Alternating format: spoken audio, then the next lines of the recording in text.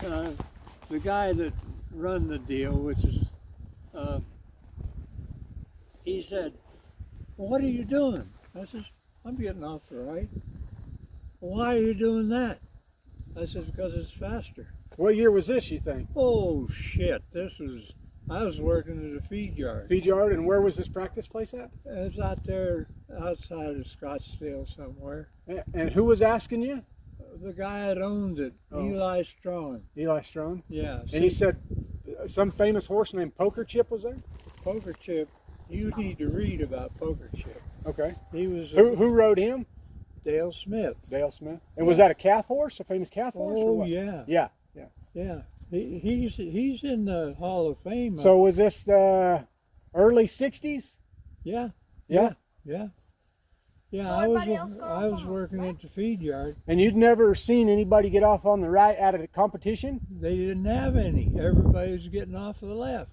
At all the competitions? Yeah. So then you started competing, getting off on the right? Yeah. And other people saw you, and what'd they say? Well, see, I wasn't rodeoing much because I couldn't get away from the feed yard. So this is early in your rodeo deal? Oh yeah. Okay. Yeah.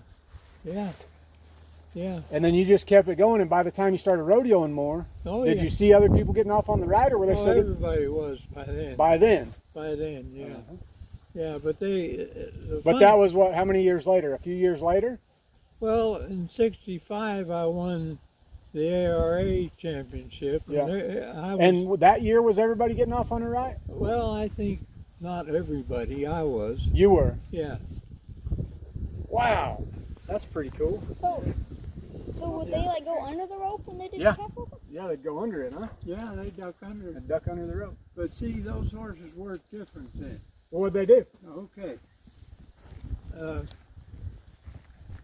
In those days, they didn't use jerk lines, see? Okay. Everybody thought their horse worked perfect. Okay. Yeah. And so, I didn't use a jerk line for a while, and I figured out, and I'll tell you who taught me how to do that was, I can't think, world champion that,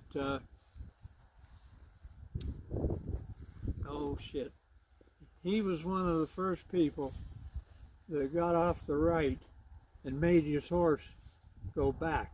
See, nobody uses, that's another thing, nobody used jerk line. So everybody thought their horse worked perfect.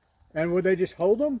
Well, or would they take ground up? No, they just rope and a lot of those horses stop good, whack, and they just stand there. And just stand there. And see so if calf run up. Yeah, or run over, or do everything. Okay. Yeah. So early 60s, and you're working at the feed lot. Oh yeah. In Casa Grande. In Casa Grande, Arizona. Yeah. And you're doctoring calves every day, having to get on and off and on and off your horse, and you just think, well, I'm just going to get off on the right, save me a step or two. Yeah. Right? And then you go to a practice pen and tried it for the very first time. You'd never seen anybody do it. Yeah. And they thought you were crazy, huh? Yeah. And it sped things up, and you kept doing it the whole time, huh? Oh yeah. Yeah.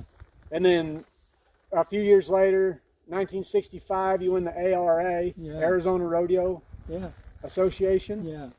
And then some people are doing it by then. Oh yeah. The guys that are winning are doing it. Yeah, by then. But see that ARA. Did you have to train those horses different? No. They took to it pretty easy. Yeah. You have to. I don't know when I really got in.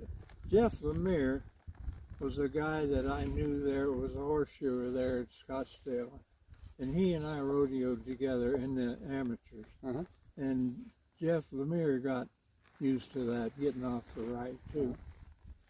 Yeah. And so by 66, when you go on to win Prescott, everybody getting off on the right? Or? Well, pretty much. Pretty much by that, because they realized how much time it could save them. Yeah. So when did jerk lines come into the picture? Well, they came into maybe, we might have used them a little bit there in the ARA in 65 maybe. I see. But see, that's another thing. A lot of those real good horses, I rode at Red Bluff, I rode a guy's horse, that everybody loved and worked and did everything. Stan Harder won bukus, everybody did. And they were roping them big old calves. But those calves were big, and I was used to having a horse pull. And this nice horse, everybody was riding him, and I didn't take a calf horse. Matter of fact, I was in the team roping at Salinas once and placed once. Okay. In the team roping. Okay. Heading or heeling? Heading. Okay. Who'd you rope with? Kim Grip. Okay. Kim Grip. Okay. Well. But anyways, Kim Grip, when everybody was roping there, and I roped this big son of a buck, and his horse just whack. And I was used to having one pull, like you're talking about pull here to their head, and he just stood there, and the calf mowed me down. And this is in where? In Red Bluff. Salinas. Salinas. Oh no, that was in Red Bluff. Red Bluff. Okay. Yeah. Salinas, one of the best places we ever went. Yeah. That's your favorite. Well, Linda liked it. Okay. Okay. We'll be right in. Thank you.